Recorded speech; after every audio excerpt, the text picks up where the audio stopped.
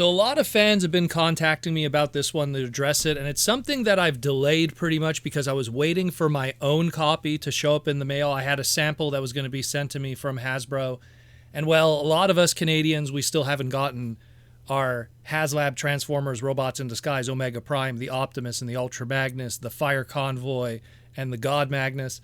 So a lot of us are still waiting on ours, but up to this point, a lot of people have gotten them, and there's been a lot of reports of severe QC issues going on with this figure. Now, I can't speak of them firsthand. I have yet to get it in person, but there has been multiple accounts of both breakage and, of course, yellowing.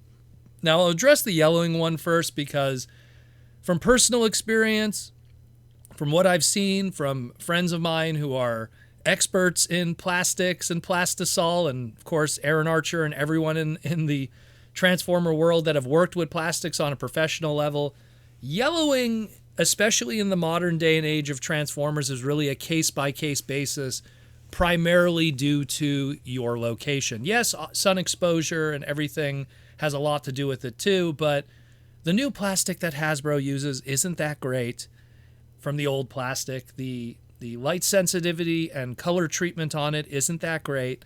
And if you live somewhere that is really hot and your Omega Prime sits in a delivery truck that's really hot, and then it sits in front of your front lawn that is really hot before you get to it, yeah, you're probably going to end up with a yellow Ultra Magnus in some shape or form. It's just sadly the name of the game. I mean, as someone that lives in an extremely cold climate and my entire Transformer collection being in a basement that is very cold, I don't really see that problem that often. So it is something that's a case-by-case basis. But I cannot say that it is a case-by-case basis when it comes to what's going on with the Optimus Prime, a.k.a. the Fire Convoy, and the cracking of his abdomen region. That is clearly a overall design flaw and not even a quality control issue that people are saying. This clearly looks like, and again, I have no experience of messing with this yet, but this clearly looks like a design flaw kind of issue that cannot be just a case-by-case basis. The way that it's assembled on the inside, from what it looks like, there is a ribbed system of how the figure locks in when it does its transformation from its super mode to its regular mode.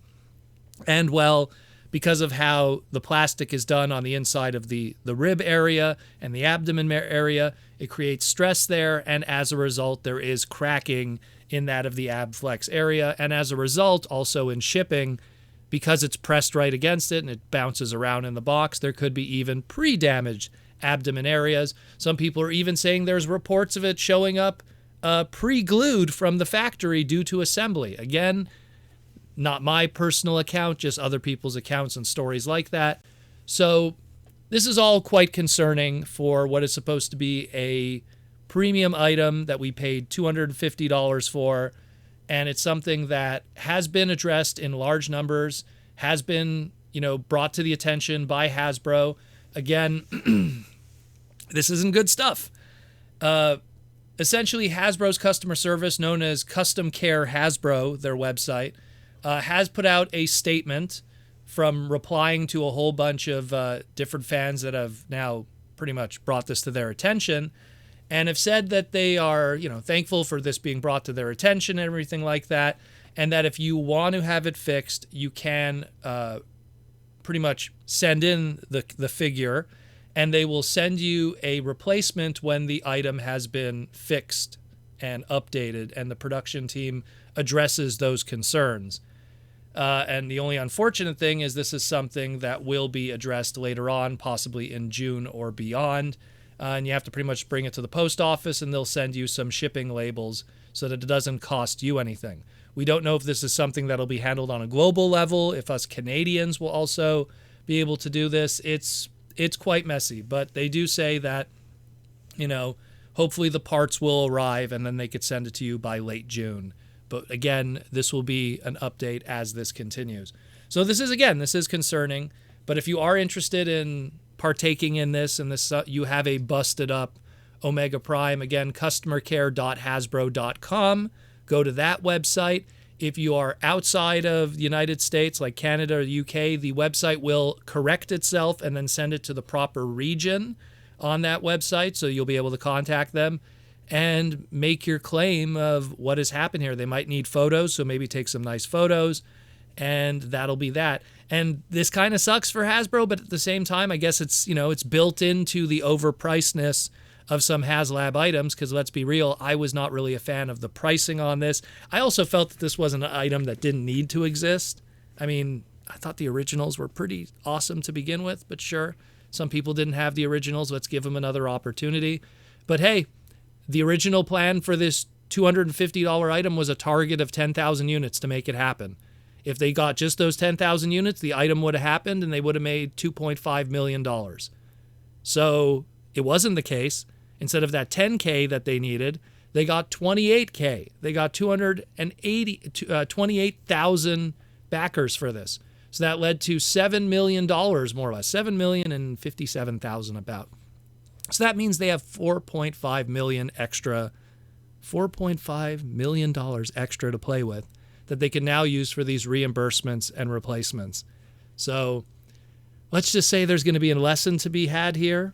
And confusingly, that this was the first ever Haslab that it took this long in order to get it. Every year we would have a new Haslab item and it would show up and we'd be able to talk about it. This one was quite delayed.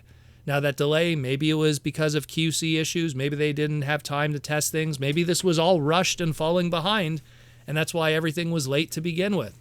Who knows? But this is quite concerning. Again, I have not experienced this stuff myself, but this is a concerning issue, especially when it comes to high-end item. It's one thing when you get a Tigatron from Kingdom and it has a yellowing issue and you gotta have to deal with that, or there's QC issues from lower-end items like a Generations RC that has a broken thumb or something because of how the hands were designed.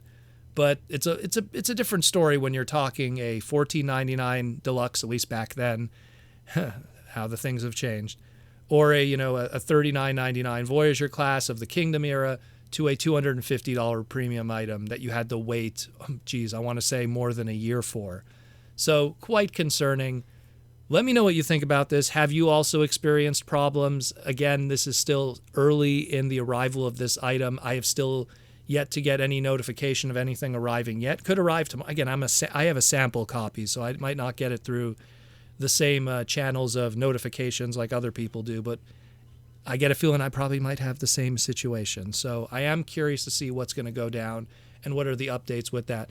Let me know what you think about all of this, and thanks again for listening to the Transformer Slag podcast and keeping you entertained, educated, and informed about everything going on in our hobby.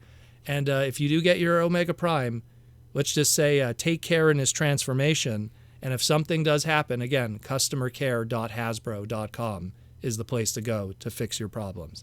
Thanks again for listening, and I'll talk to you in the near future.